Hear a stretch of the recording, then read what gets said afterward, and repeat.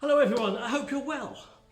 Now today's clip features what we refer to as the Kagami Kata or the mirror kata.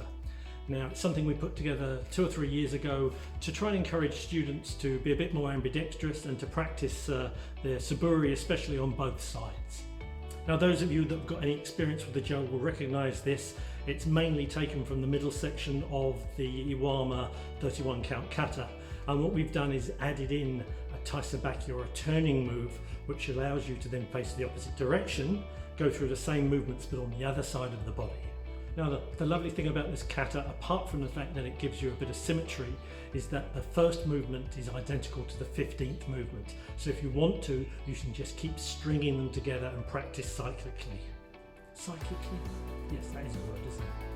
Anyway, I hope you find this useful. You probably haven't seen this before, but you've seen enough of it to understand it. Be interesting to see what you think in the comments. Oh, one little thing, there's always going to be comments about my posture.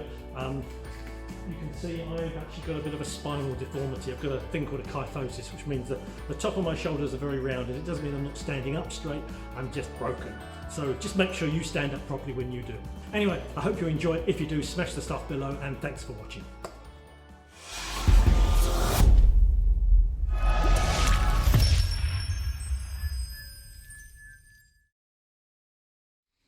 So this first movement is chokoski, to the centre of the body mass. The second movement is receiving an imaginary jodan ski to the head, back and making a block, and then stepping forwards, deflecting and striking to the top of the head, and then immediately back down and hiding the jo behind the hip. This exposes the head and leaves it open for an attack to the sort of strike to the top of the head. As it does, we move off the line and we make a counter strike to the side of the knee, jiden gaeshi, a low counter strike. This then leaves my hip open for a thrust to either the hip or the floating rib. I make an overhand knock down from there and a counter strike to the centre of the body mass. Now the turn, which reverses my direction and allows me to start to do this on the opposite side, draws back to half jo.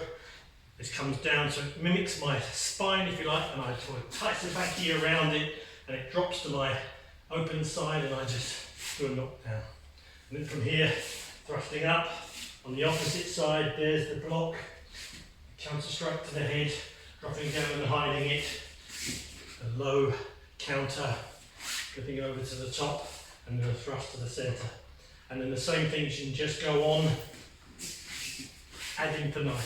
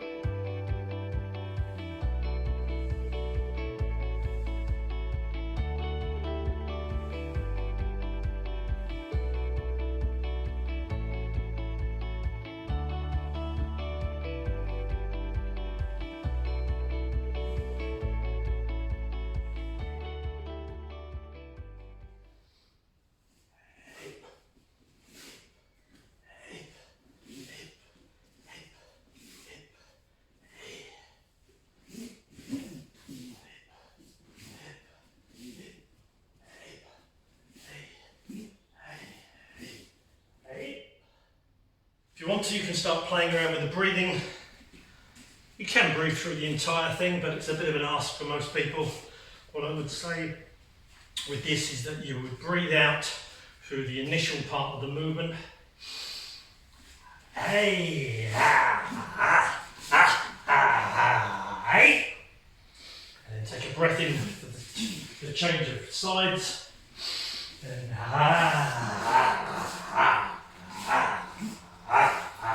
hey.